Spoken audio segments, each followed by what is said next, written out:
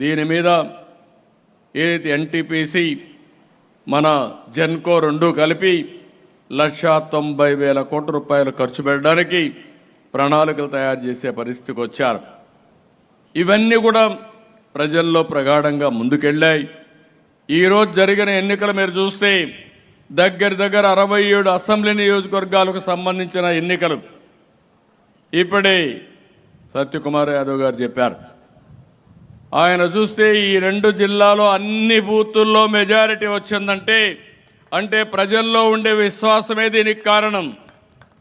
నేను ఒకటే ఇక్కడుండే మిత్రులందరినీ కోరుతున్నా, మీ ద్వారా రాష్ట్రంలో ఉండే 3 పార్టీల నాయకుల్ని, ఎమ్మెల్యేలని, ఎంపీలని, కార్యకర్తలను కోరుతున్నాను. ఈ ఐకమత్యం శాశ్వతంగా ఉండాలి. ఒకరిని ఒకరు గౌరవించుకునే మంచి సాంప్రదాయానికి మీరు శ్రీకారం చుట్టాలి, కలిసి పనిచేయాలి.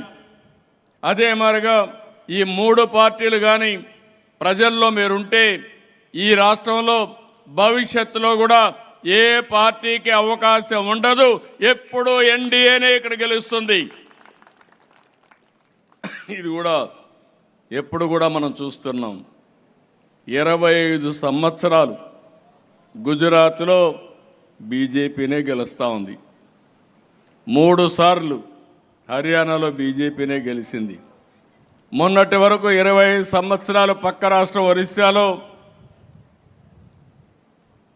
బిజు జనతాదళే గెలిచింది, అంటే జేడీయూ గెలిచింది. ఇవన్నీ మనం చూసినప్పుడు బెస్ట్ ఎగ్జాంపుల్స్. ఎమ్మెల్యేలు కానీ ఎంపీలు కానీ ఆలోచించుకోవాలి. మీ పరిధిలో మీరు శాశ్వతంగా ఎమ్మెల్యేగా ఉండాలంటే సాధ్యం. ఒకసారి ఎమ్మెల్యేగా ఉండాలంటే అది మీ చేతుల్లో ఉంది. పార్టీ మాత్రం ఎన్డీఏ ఒకటి ఆలోచిస్తున్నాం. ఏవైతే ప్రజల యాస్పిరేషన్స్ని ఫుల్ఫిల్ చేస్తున్నాయి మనం ఎప్పటికప్పుడు ముందుకు పోయే బాధ్యత తీసుకుంటాం. మీరు కూడా ఈ విషయాన్ని గుర్తుపెట్టుకోవాల్సిన అవసరం ఉంది. ఇప్పుడే మన మిత్రులు చెప్పినట్టు రాజేంద్ర ప్రసాద్ గారికి అయితే 82,320 ఓట్లు ఆయనకు వచ్చాయి. మన పేరాబత్తుల రాజశేఖర్కి 77,460 ఓట్లు వచ్చాయి. మెజారిటీ ఓట్లయితే 1,24,702 ఓట్లు వచ్చాయి.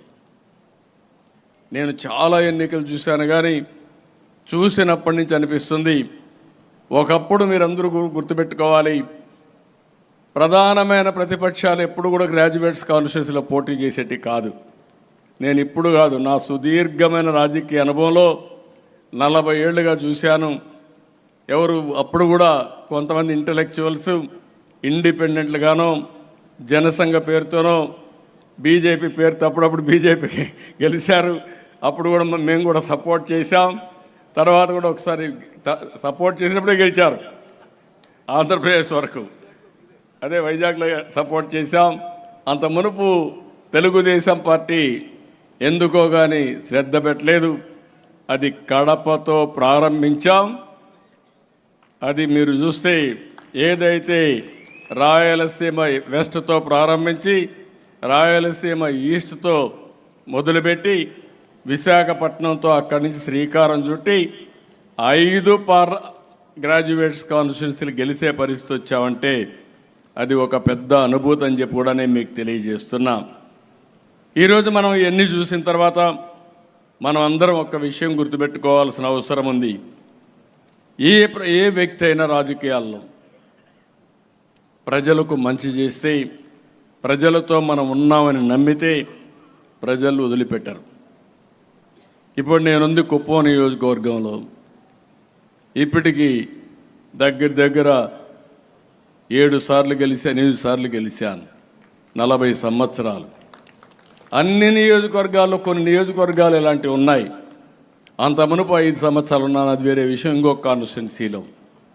ఇవన్నీ మనం చూసినప్పుడు ప్రజలకు మనం అందుబాటులో ఉండడం, మన నియోజకవర్గాన్ని మనం నర్చర్ చేయడం, ఎక్కడికక్కడ మనం చేయగలిగితే ఎప్పుడూ గెలిచే అవకాశాలు ఉంటాయని చెప్పి కూడా నేను మీకు తెలియజేస్తున్నా. ఇంకొక పక్కన ఈరోజు నేను మిమ్మల్ని అందరినీ కోరేది ఒకటే, ఈరోజు చాలా సమస్యల్లో కూడా మనం చూసినప్పుడు బాధ్యతలు చాలా ఉన్నాయి.